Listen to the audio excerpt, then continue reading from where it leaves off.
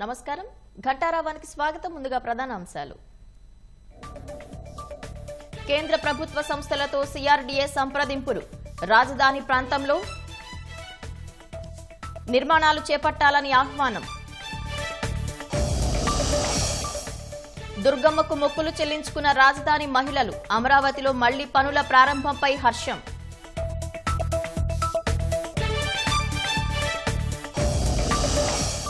ప్రమాదాలు లేని ఆర్టీసీనే లక్ష్యం. నెలలో స్త్రీలకు ఉచిత ప్రయాణం. మంత్రిగా బాధ్యతలు స్వీకరించిన మండిపల్లి రాంప్రసాద్ రెడ్డి. అమెరికా కాల్పుల్లో బాపట్ల జిల్లా యువకుడు మృతి. శోకసంద్రంలో కుటుంబం. తల్లటిల్లిన తల్లిదండ్రులు.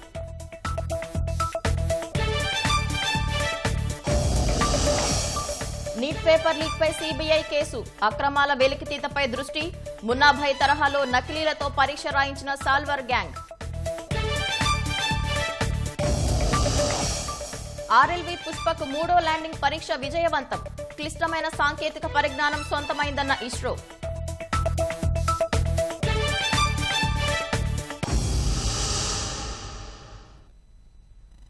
రాజధాని అమరావతి పునర్నిర్మాణం దిశగా చంద్రబాబు ప్రభుత్వం వడివడిగా అడుగులు వేస్తోంది. ఇప్పటికే క్షేత్రస్థాయిలో పర్యటించి పరిస్థితులను అంచనా వేసిన ముఖ్యమంత్రి శ్వేతపత్రం విడుదల చేసి భవిష్యత్ కార్యాచరణ చేపడతామన్నారు. ఈ క్రమంలోనే రాజధాని పరిధిలో కేంద్ర ప్రభుత్వ రంగ సంస్థలు ఏర్పాటు చేసేలా ప్రయత్నాలు ముమ్మరం చేసింది. రాజధాని అమరావతిలో భూములు తీసుకున్న వివిధ సంస్థలు కార్యకలాపాలు ప్రారంభించేలా ప్రభుత్వం చర్యలు చేపట్టింది. తెలుగుదేశం హయాంలో 2014 నుంచి 19 మధ్య కాలంలో వివిధ కేంద్ర సంస్థలకు భూములు కేటాయించారు. జగన్ ప్రభుత్వం కనీసం వాళ్లతో మాట్లాడిన పాపాన పోలేదు. దీంతో ఎలాంటి ముందడుగు పడలేదు. ఏ సంస్థ రాకపోవడంతో అమరావతి వెలవెలబోయింది. తిరిగి ఇప్పుడు చంద్రబాబు నేతృత్వంలో కూటమి ప్రభుత్వం అధికారంలోకి రావడంతో కేంద్ర ప్రభుత్వ సంస్థలతో సిఆర్డీఏ అధికారులు సంప్రదింపులు జరుపుతున్నారు. గతంలో కేటాయించిన భూముల విషయంలో వారి ప్రణాళికలు చెప్పాలని సిఆర్డీఏ అధికారుల నుంచి ఆయా సంస్థలకు ఫోన్లు వెళ్లినట్లు సమాచారం. గత 5 ఏళ్ల కాలంలో తమను ఎవరూ సంప్రదించలేదని కొన్ని కేంద్ర సంస్థల ప్రతినిధులు సిఆర్డీఏ అధికారులతో అన్నట్లు తెలిసింది. తమకు కేటాయించిన స్థలం చూపించాలని మరికొన్ని సంస్థలు కోరినట్లు సమాచారం. రాజధాని ప్రాంతంలో కేటాయించిన స్థలం చూపిస్తే తదుపరి నిర్ణయం తీసుకుంటామని కొన్ని సంస్థల ప్రతినిధులు చెప్పారని తెలిసింది. తెలుగుదేశం హయాంలో 10 నుంచి 15 కేంద్ర సంస్థలకు, జాతీయ బ్యాంకులకు రాజధాని ప్రాంతంలో భూములు కేటాయించారు. CAG, RBI, CBI, FCI, CPWD, department of posts, NIFT, NID, tool design సంస్థలకు భూ కేటాయింపులు జరిగాయి. NABARD, SBI, union bank, Canara bank, LIC, Indian oil, HPCL, GAIL వంటి సంస్థలు కూడా అమరావతిలో కార్యాలయం ఏర్పాటు చేసేందుకు ఆసక్తి కనబరుస్తున్నట్లు తెలుస్తోంది. అమరావతి నిలిస్తే, చంద్రబాబు గెలిస్తే ఇంద్రకీలాద్రికి వచ్చి మొక్కులు చెల్లించుకుంటామని శపథం చేసిన రాజధాని మహిళలు ఎట్టకేలకు మొక్కు చెల్లించుకున్నారు. రాజధాని గ్రామాల నుంచి పాదయాత్రగా తరలివచ్చిన మహిళలు, రైతులు కనకదుర్గమ్మకు చీర, సారే, పొంగళ్లు సమర్పించారు. 3 రాజధానుల పేరుతో అమరావతిని ధ్వంసం చేసిన వైకాపాకు ప్రజలు తగిన బుద్ధి చెప్పారని, కూటమి ప్రభుత్వంలో రాజధానితో పాటు రాష్ట్రాభివృద్ధి పరుగులు తీస్తుందని విశ్వాసం వ్యక్తం చేశారు. రాజధాని అమరావతి ఉద్యమంలో మహిళలదే కీలక పాత్ర. ముందుండి రాజధాని ఉద్యమాన్ని నడిపింది వాళ్లే. అప్పట్లో కనకదుర్గమ్మకు మొక్కులు చెల్లించుకుందామని బయలుదేరితే పోలీసులు పాశవికంగా దాడి చేశారు. ముళ్ల కంచెలు, పోలీసు ఆంక్షలు, లాఠీచార్జీతో రెచ్చిపోయారు. అయినా వెరవకుండా పోరాటం సాగించారు. కాల పరీక్షకు నిలిచి చివరికి ధర్మమే గెలిచింది. కూటమి ప్రభుత్వం వచ్చింది. మళ్లీ రాజధాని అమరావతి కలకళ్లాడుతోంది. రాజధాని ప్రాంతంలో మళ్లీ పనులు మొదలయ్యాయి. దీంతో అమరావతి మహిళలు, రైతుల్లో కొత్త ఉత్సాహం నెలకొంది. అడ్డంకులన్నీ తొలగిపోవడంతో అమరావతికి మళ్లీ కొత్త కళ రావడంతో ఇన్నాళ్లకు మొక్కులు చెల్లించుకున్నారు.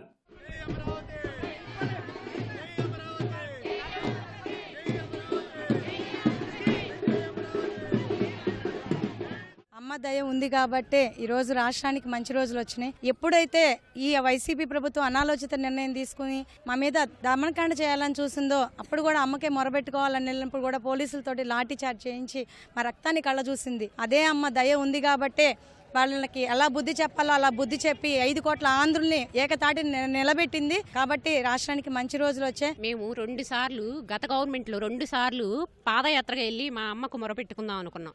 కానీ 2 సార్లు కూడా గత ప్రభుత్వం మమ్మల్ని వెళ్ళనివ్వలేదు. ఇప్పుడు ఏదైతే కూటమి ప్రభుత్వం వచ్చిందో ఆ ప్రభుత్వం చక్కగా విజయవంతంలో నడవాలని, అదేవిధంగా ఈ రాజధాని కూడా అభివృద్ధి జరుగుతూ ఉంది. ఇదంతా అమ్మ దయ వల్లే. అమరావతి రైతులు ముఖ్యంగా భూములు ఇచ్చిన రైతులను ఎంత హింసకి గురి చేశారు. మహిళలను కూడా చూడకుండా రోడ్డు మీద పడి ఈడ్చి అమ్మవారి దగ్గరికి నడుచుకుంటూ వెళ్తుంటే లాఠీలు జులిపిచ్చి మగ పోలీసులు సైతం మా మీద ఎంత అరాచకానికి గురి చేశారని ప్రజలంతా చూశారు. ఒక్క మా మీదే కాదు, రాష్ట్ర ప్రజలందరి మీద చేశారు. కానీ వాళ్ళకి కూడా 11 సీట్లు వచ్చినాయి. 1,30,00,000 మంది ఓటేశారు. వాళ్ళని వేడుకుంటున్నాం, అయ్యా గత 5 సంవత్సరాల నుంచి రాక్షస పాలన జరిగింది.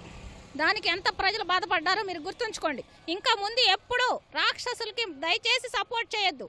ఇప్పుడు కూడా మీరు పొరపాటు చేసి ఆ ఓట్లేశారు. తెల్లవారుజామునే తుళ్లూరు శిబిరం నుంచి బయలుదేరిన రైతులు, మహిళలు సీడ్ యాక్సెస్ రోడ్డు నుంచి కరకట్ట, ప్రకాశం బ్యారేజీ మీదుగా ఇంద్రకీలాద్రికి చేరుకున్నారు. కాలినడకన కనకదుర్గమ్మ చెంతకు చేరి చీర, సారే, పొంగళ్లు సమర్పించారు. తాడికొండ ఎమ్మెల్యే శ్రావణ్ కుమార్ రాజధాని వాసులతో కలిసి అమ్మవారిని దర్శించుకున్నారు. ఈ సందర్భంగా ఏకైక రాజధానిగా అమరావతి కొనసాగాలన్న తమ ఆకాంక్షను అమ్మవారు నెరవేర్చారంటూ హర్షం వ్యక్తం చేశారు. ఆంధ్ర రాష్ట్రం అంతా కూడా అభివృద్ధి వైపు మళ్ళాలని చెప్పి ఈ అమరావతికి మేము రాజధానికి ఇచ్చినప్పుడు మమ్మల్ని అడుగు ముందుకేయనీయకుండా రోడ్డు మీద దమనకాండ చేసేవాళ్ళు. కానీ ఇవాళ 5 కోట్ల ప్రజలకి చేతులెత్తి నమస్కారం చేస్తున్నాం. ఎందుకంటే ఒక్క ఓటు ద్వారా రాష్ట్రాన్ని కాపాడారు ప్రజలంతా. 2020 జనవరి 10 అదొక చీకటి రోజు అండి. మాకు చరిత్రలో మేము ఎప్పటికీ మర్చిపోలేము ఆ రోజుని. కన్న తల్లి లాంటి భూములు మేము రాష్ట్ర రాజధాని కోసం ఇస్తే 3 ముక్కలతో మమ్మల్ని వేధించినందుకు అమ్మవారికి మొరపెట్టుకుందామని వెళ్తే ఆ రోజు అసలు ఒక దమనకాండే. ఎక్కడెక్కడి నుంచో పులివెందుల నుంచి కూడా పోలీసులు అని వాళ్ళు, అసలు పోలీసులు కాదు అలాంటి ప్రైవేట్ వాళ్ళని తీసుకొచ్చి మా మీద దమనకాండ చేసి స్టేషన్లకి ఈడ్చుకెళ్లారు. అసలు ఆ స్టేషన్ల ఊర్ల పేర్లు కూడా తెలియదు. రాజధాని కట్టకుండా 70% పూర్తయిన రాజధానిని విధ్వంసం చేయడం మొదలుపెట్టారు. మేము అప్పుడే వేడుకున్నాం అమ్మవారిని, అమ్మ ఈ దుష్ట పరిపాలన అంతమైపోవాలి, ఈ రాష్ట్రం మంచి పరిపాలన రావాలి, ఆ రోజు మళ్ళీ మీ కొండకొచ్చి మేము మొక్కులు చెల్లించుకుంటాం అనుకున్నాం. అప్పటి ప్రభుత్వం అనాలోచితమైన నిర్ణయం తీసుకుంటే ఈ అమరావతి రాజధాని నిలబడే చేయమని మాకు గత్యంతరం లేక ఆ అమ్మవారే దయాని, ఆ అమ్మ దయ కోసం పాదయాత్ర మొదలు పెడితే కర్కశత్వంతో నిండినటువంటి పోలీసులు, వైసీపీ ప్రేరేపిత పోలీసులు దారుణంగా మహిళలని చూడకుండా దురదృష్టకరమైనటువంటి దమనకాండ ఆ రోజు ప్రభుత్వం కొనసాగించింది. అమరావతిని, రాష్ట్రాన్ని చల్లగా చూడాలని అమ్మవారిని రాజధాని మహిళలు వేడుకున్నారు. ఆర్టీసీని ప్రమాదరహితంగా తీర్చిదిద్దడంపై దృష్టి పెట్టామని మంత్రి మండిపల్లి రాంప్రసాద్ రెడ్డి తెలిపారు. నెల రోజుల్లో మహిళలకు ఉచిత బస్సు ప్రయాణ సదుపాయం కల్పించే దిశగా చర్యలు తీసుకుంటున్నట్లు చెప్పారు. రవాణా, యువజన, క్రీడల శాఖ మంత్రిగా మండిపల్లి బాధ్యతలు చేపట్టారు. సచివాలయంలో 4వ బ్లాక్లోని ఛాంబర్లో ప్రత్యేక పూజలు చేసిన తర్వాత బాధ్యతలు స్వీకరించారు. ఫస్ట్ ఎజెండా అయితే ఒక్కటే, రాష్ట్రంలో ఎక్కడ యాక్సిడెంట్ ఫ్రీ రాష్ట్రంగా ఈ 5 సంవత్సరాలు ఆంధ్రప్రదేశ్ను తీసుకొని పోయేదానికి శాయశక్తులు లేకుండా పనిచేస్తాను. కుటుంబంలో ప్రమాదవశాత్తు ఎవరినైనా కోల్పోతే ఎంత నరకం ఉంటుందో దాని బాధితుని నేను 11 సంవత్సరాలప్పుడు మా తండ్రి గారిని రోడ్డు ప్రమాదంలో కోల్పోవడం జరిగింది. మా తండ్రి గారు ఆనాడు శాసనసభ్యుడిగా ఉండడంతో ఈ ప్రమాదం జరగడంతో కూడా ఆయన చనిపోవడం జరిగింది. ఆ బాధ ఏదో నాకు తెలుసు కాబట్టి తప్పకుండా మనసా వాచ ప్రమాదాల నివారణకు ఏ కుటుంబానికి ఆ దుఃఖాన్ని దక్కకుండా నివారించేదానికి రాష్ట్ర ప్రభుత్వం ద్వారా అలాగే రవాణా శాఖ ద్వారా ఏ విధమైన చర్యలు చేపడితే ప్రమాదాలు నివారించవచ్చో ఆ విధంగా చేసేదానికి నేను సిద్ధంగా ఉన్నా. మేము ఎన్నికల్లో ముందు చెప్పిన విధంగానే ఆంధ్రప్రదేశ్లో స్త్రీ మహిళామూర్తులందరికీ ఏపీఎస్ఆర్టీసీ ద్వారా ఉచిత ప్రయాణాన్ని అందించే పథకాన్ని అతి త్వరలో ముందుకు తీసుకొస్తున్నాం. గత ప్రభుత్వాల్లాగా ఏదో ఆడంబరంగా 10 రోజులు కార్యక్రమాలు చేసేసి ఇంట్లో కూర్చుండే విధంగా ఈ ప్రభుత్వం ఉండదు. 365 రోజులు సంవత్సరంలో తప్పకుండా విద్యార్థులకైతేనేం అందరికీ క్రీడలను చేరువ చేసే విధంగా రేపు రూపకల్పన చేయడం జరుగుతుందని మీ అందరి ముందర తెలియజేసుకుంటున్నా. హోం మంత్రిత్వ శాఖ చాలా వేగంగా పనిచేస్తుందని మంత్రి వంగలపూడి అనిత అన్నారు. తిరుమల శ్రీవారిని ఆమె దర్శించుకున్నారు. తిరుమల తిరుపతి దేవస్థానం అధికారులు స్వాగతం పలికి ఆమెకు దర్శన ఏర్పాట్లు చేశారు. తనకు అప్పగించిన బాధ్యతలను సమర్థంగా నిర్వహిస్తామన్న హోంమంత్రి అనిత తిరుమల వచ్చే భక్తులకు అన్ని రకాలుగా భద్రత కల్పిస్తామన్నారు.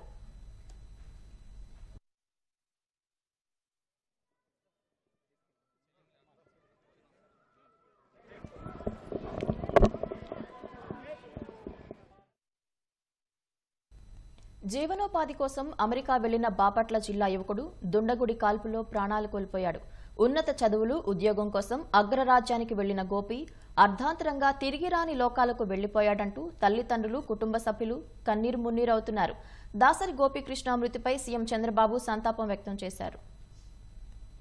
అమెరికాలో దారుణం జరిగింది. దుండగుడి కాల్పుల్లో బాపట్ల జిల్లా కర్ణపాలెం మండలం యాజలికి చెందిన దాసరి గోపీకృష్ణ మృతి చెందాడు. ఎంఎస్ చదువుతూ ఉద్యోగం చేసేందుకు 9 నెలల క్రితం గోపీకృష్ణ అమెరికా వెళ్లాడు. ఉద్యోగం వచ్చే వరకు ఖర్చులకు ఉపయోగపడుతుందనే ఉద్దేశంతో టెక్సాస్ రాష్ట్రం డాలస్లోని గ్యాస్ స్టేషన్ పక్కనున్న ఓ స్టోర్లో పార్ట్ టైం జాబ్ చేస్తున్నాడు. 2 రోజుల క్రితం గోపీకృష్ణ కౌంటర్లో ఉండగా ఓ దుండగుడు నేరుగా వచ్చి తుపాకీతో 3 రౌండ్లు కాల్పులు జరిపాడు. ఆ తర్వాత దుండగుడు స్టోర్లోని ఓ వస్తువు తీసుకుని అక్కడి నుంచి పరారయ్యాడు. తీవ్ర గాయాలైన గోపీకృష్ణను ఆస్పత్రికి తరలించగా చికిత్స పొందుతూ ఆదివారం ప్రాణాలు విడిచాడు. దుండగుడు కాల్పులు జరిపిన దృశ్యాలు సీసీటీవీ కెమెరాల్లో రికార్డయ్యాయి.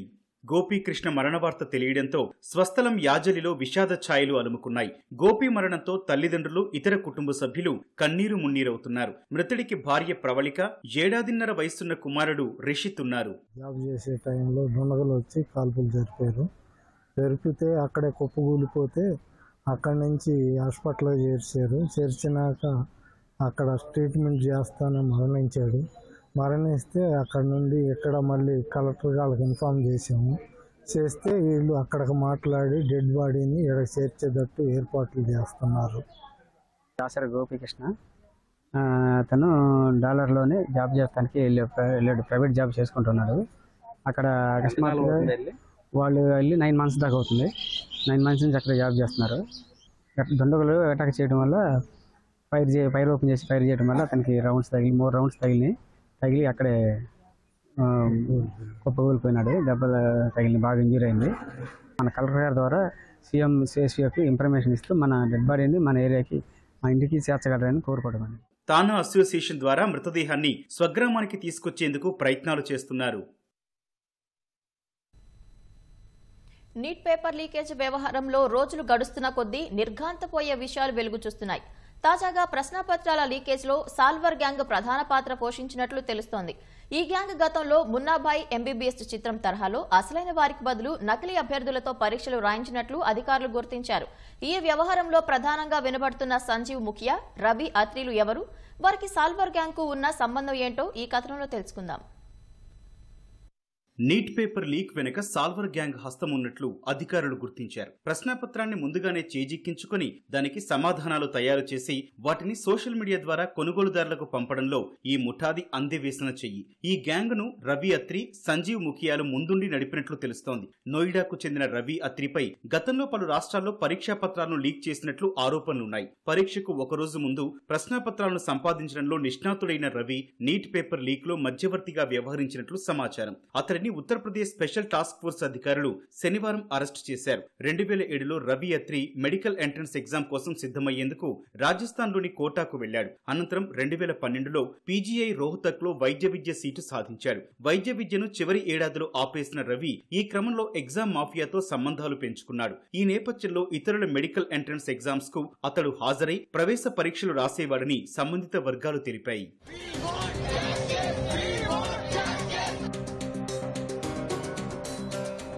నీట్ పేపర్ లీక్ వ్యవహారంలో కేంద్ర బిందువుగా నిలిచిన మరో వ్యక్తి సంజీవ్ ముఖియా. బీహార్లోని నలందా జిల్లా నాగర్సోనా ప్రాంతానికి చెందిన అతనిపై పేపర్ లీక్ ఆరోపణలు రావడం కొత్తేమీ కాదు. గతంలోనూ పలు ప్రశ్నాపత్రాల లీక్ కేసుల్లో అతడి పేరు వెలుగు చూసింది. తను మొదట పనిచేసిన సాబూర్ అగ్రికల్చర్ కాలేజీలో పేపర్ లీక్ కు పాల్పడినందుకు సంజీవ్ గతంలో జైలు శిక్ష అనుభవించాడు. అనంతరం నలందా కాలేజీ నూర్ సరై బ్రాంచ్ లో టెక్నికల్ అసిస్టెంట్ గా చేరాడు. ప్రస్తుతం నీట్ వివాదం పెద్దది కావడంతో సంజీవ్ ముఖియా నేపాల్ పారిపోయినట్లు తెలుస్తోంది. సంజీవ్ కుమారుడు శివకుమార్ కూడా ప్రశ్నాపత్రాల లీకుల్లో దిట్ట. వృత్తిరీత్యా వైద్యుడైన శివ్ బీహార్ ఉపాధ్యాయ నియామక పరీక్ష పేపర్ లీక్ కేసులో అరెస్టై ప్రస్తుతం జైల్లో ఉన్నట్లు సమాచారం. వారిద్దరి ఆధ్వర్యంలోనే ముఖియా సాల్వర్ గ్యాంగ్ అభివృద్ధి చెందినట్లు సంబంధిత వర్గాలు తెలిపాయి.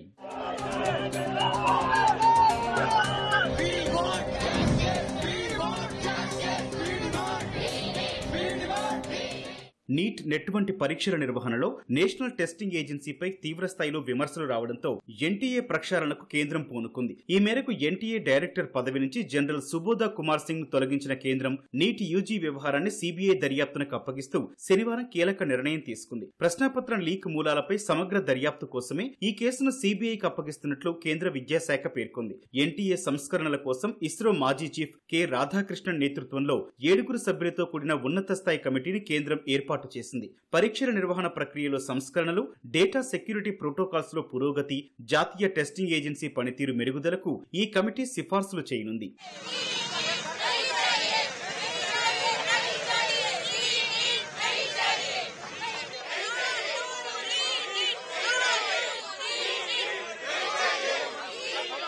నీటి ప్రవేశ పరీక్ష వ్యవహారంలో రోజుకో కొత్త విషయం వెలుగు చూడటంతో ఈ పరీక్ష రాసిన విద్యార్థుల్లో తీవ్ర ఆందోళనలు నెలకొన్నాయి. మే 5న జరిగిన నీట్ యూజీ ప్రవేశ పరీక్షను రద్దు చేసి మరోసారి నీట్ పరీక్ష నిర్వహించాలని కొంతమంది విద్యార్థులు కోరుతుండగా, మరోవైపు ఈ పరీక్షల్లో ఎంతో శ్రమించి తాము మంచి ర్యాంకులు సాధించామని, నీట్ నిర్వహిస్తే తమకు అన్యాయం చేసినట్లే అని మరికొందరు విద్యార్థులు వాపోతున్నారు. ఈ ఏడాది మే 5న నిర్వహించిన నీట్ యూజీ పరీక్షలో అవకతవకలు జరిగాయన్న ఆరోపణలపై కేంద్ర దర్యాప్తు సంస్థ సీబీఐ కేసు నమోదు చేసింది. నీట్ పరీక్ష వ్యవహారంలో దర్యాప్తు బాధ్యతలను సీబీఐకి అప్పగిస్తున్నట్లు శనివారం కేంద్రం ప్రకటించగా, ఇవాళ తన పనిని ప్రారంభించింది. నీట్ పరీక్షలో అక్రమాలు జరిగినట్లు వస్తున్న ఆరోపణలపై పూర్తి స్థాయిలో సీబీఐ విచారించనుంది. అలాగే బీహార్లో పేపర్ లీక్, పలుచోట్ల విద్యార్థులు సమయం కోల్పోయారంటూ వారికి గ్రేస్ మార్కులు కలపడం వంటి అంశాలపైన సమగ్రంగా విచారించనుంది. కేంద్ర విద్యాశాఖ సూచన మేరకు గుర్తు తెలియని వ్యక్తులపై సీబీఐ తాజాగా కేసు నమోదు చేసిందని సంబంధిత అధికారులు తెలిపారు. 24 లక్షల మంది విద్యార్థులు రాసిన నీట్ యూజీ పరీక్షలో అక్రమాలు, మోసాలు, వంచనకు సంబంధించి ఇప్పటికే ఆయా చోట్ల పలు కేసులు నమోదయ్యాయి. నీట్ పరీక్ష నిర్వహణ ప్రక్రియ పారదర్శకంగా ఉండాలంటే ఈ కేసు దర్యాప్తు బాధ్యతను సీబీఐకి అప్పగిస్తేనే సమగ్ర విచారణ జరుగుతుందని సమీక్ష తర్వాత కేంద్రం నిర్ణయించినట్లు సంబంధిత అధికారులు తెలిపారు. పునర్వినియోగ వాహక నౌకల సామర్థ్యాన్ని పరీక్షించే ప్రయోగం మూడోసారి విజయవంతమైనట్లు భారత అంతరిక్ష పరిశోధనా సంస్థ ఇస్రో వెల్లడించింది. ఈసారి మరింత సవాళ్లతో కూడిన వాతావరణంలో ప్రయోగాన్ని చేపట్టినట్లు తెలిపింది. అంతరిక్షం నుంచి వచ్చే వాహక నౌక పనితీరు, ల్యాండింగ్ పరిస్థితులను తాజా ప్రయోగం ద్వారా కళ్లకు కట్టినట్లు పేర్కొంది. అంతరిక్షంలోకి ప్రయోగించిన ఉపగ్రహాల్లోని విడిభాగాలు, వాటిని మోసుకెళ్లే వాహక నౌకల అభివృద్ధి దిశగా ఇస్రో ఈ RLV, LEX ప్రయోగాలను చేపడుతోంది. పునర్వినియోగ వాహక నౌక పుష్పక్ సామర్థ్యాన్ని పరీక్షించేందుకు మూడోసారి చేపట్టిన పరీక్ష విజయవంతమైనట్లు భారత అంతరిక్ష పరిశోధన సంస్థ ఇస్రో వెల్లడించింది. ఈసారి మరింత సవాళ్లతో కూడిన ప్రతికూల వాతావరణంలో ప్రయోగాన్ని చేపట్టినట్లు తెలిపింది. అంతరిక్షం నుంచి వచ్చే వాహక నౌక పనితీరు, ల్యాండింగ్ పరిస్థితులను తాజా ప్రయోగం ద్వారా వివరించింది. అంతరిక్షంలోకి ప్రయోగించిన ఉపగ్రహాల్లోని విడిభాగాలు, వాటిని మోసుకెళ్లే వాహక నౌకల అభివృద్ధి దిశగా ISRO landing experiment LEX series ప్రయోగాలను చేపడుతోంది. తద్వారా RLVల అభివృద్ధి అవసరమైన అతి కీలకమైన సాంకేతిక పరిజ్ఞానాన్ని పొందడంలో ఇస్రో నైపుణ్యాన్ని సాధించింది. LEX సిరీస్ లో చివరి పరీక్షను కర్ణాటక చిత్రదుర్గలోని ఏరోనాటికల్ టెస్ట్ రేంజ్ లో నిర్వహించింది. LEX-1, LEX-2 పరీక్షలు విజయవంతమైన తర్వాత మూడో ప్రయోగాన్ని చేపట్టింది. తీవ్రమైన గాలులు వీస్తోన్న పరిస్థితుల్లో ఇది జరిపింది. తద్వారా స్వయం ప్రతిపత్తి ల్యాండింగ్ సామర్థ్యాన్ని తిరిగి ప్రదర్శించింది.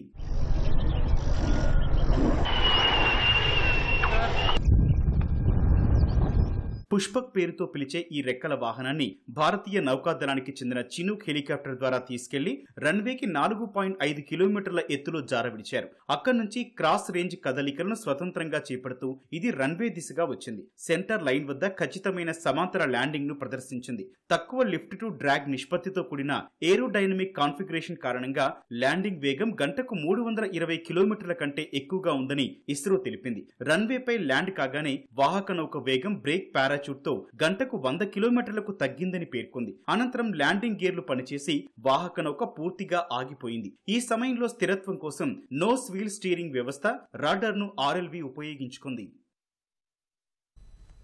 ప్రముఖ రెజ్లర్, ఒలింపిక్ పతక విజేత బజరంగ్ పూనియాకు మరోసారి national anti doping agency NADA shock ఇచ్చింది.